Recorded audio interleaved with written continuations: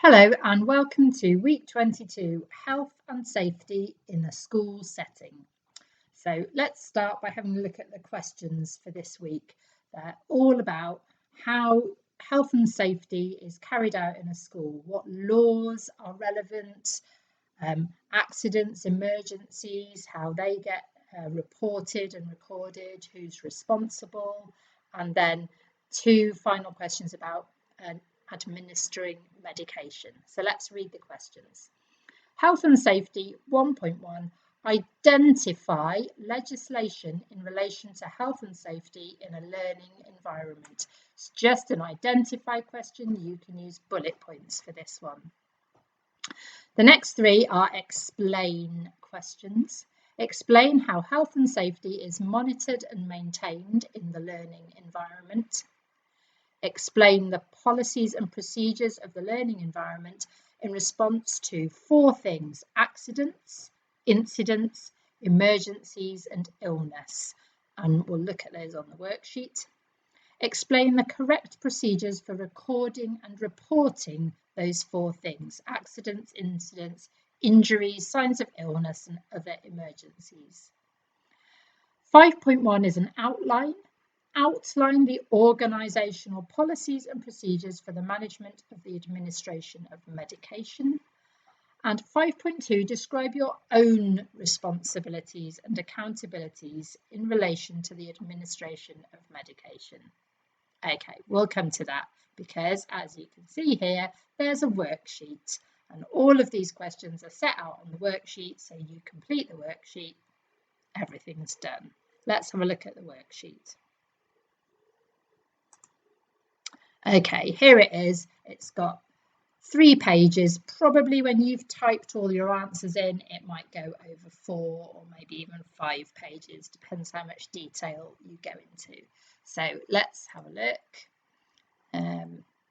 So the first section is about 1.1, the legislation. What laws are relevant to health and safety in a school?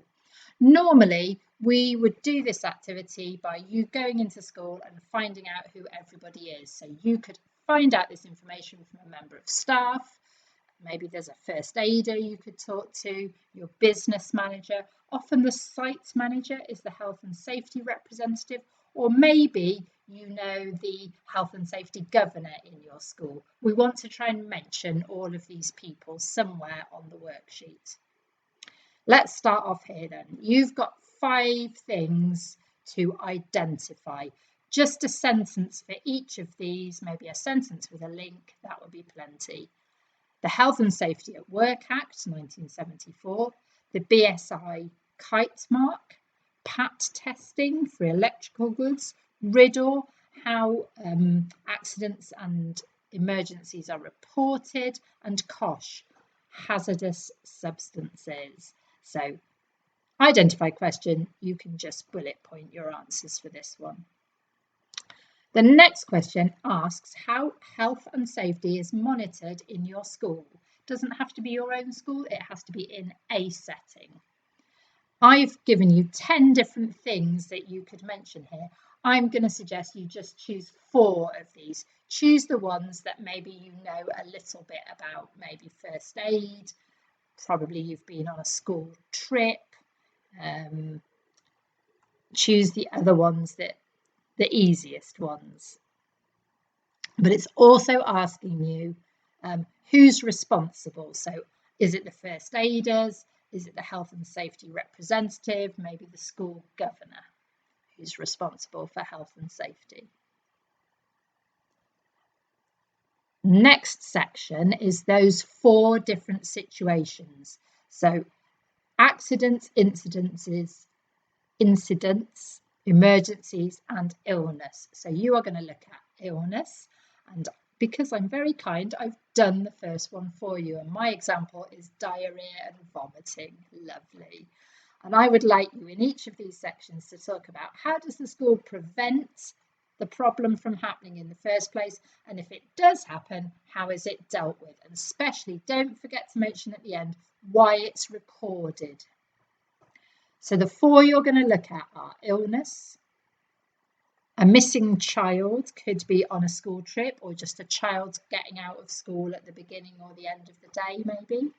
An accident, so that could be a broken bone, a head injury. And fire, what happens if there's a fire in the school. And for each of these sections, please make sure you tell me, how is it prevented? What happens after the event? And in each section, how is it recorded?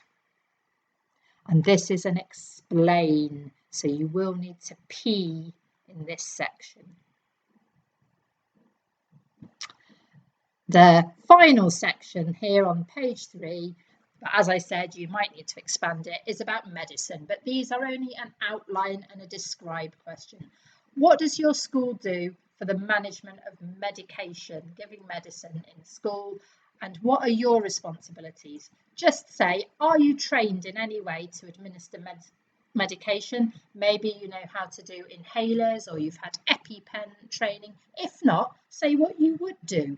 You can't give the EpiPen, but if you thought a child was having an allergic reaction, what would you do? And that's the end of the worksheet. Let's go back to Moodle now and see what else I've put on here to help you. So the questions, here's the worksheet, and here's some different resources. So for the first box on the worksheet, I've given you links for the 5 pieces of legislation that I want you to look at. It's identify it, you're just going to write a sentence each. For the next section on the worksheet, you might want to have a look at your school health and safety policy. A full policy could be maybe 50 pages long, even longer. So here's just a 1-page sample that'll be easy for you to look at. Here's a link to the schools section of the Health and Safety Executive website. That's where nearly all of this information has come from. Here's the health and safety law poster that must be displayed in every school. You could mention that. In every school, it has to be in every workplace. Here's a link to the NHS website, particularly good for that illness section. And here's some good information about administering medicines in school. This is for school governors, but if you go to the grey box on page 20, that will have everything you need. And just because I'm really helpful, I have put here, we usually do this in college as a matching activity, but on this worksheet, if you click on this one here, you have got a whole set of points, and then on the right-hand column, a whole set of explanations. This will help you with lots of the different sections of the worksheet. If you're not quite sure what to put, have a look at this first and think, oh, where could I fit that in? And finally, if you don't know anything at all about health and safety, maybe you want to start by watching this video, and it will just get you thinking about what the different issues are. So please have a go at this, fill in the worksheet, send it to me by email, and I'll let you know how you've done.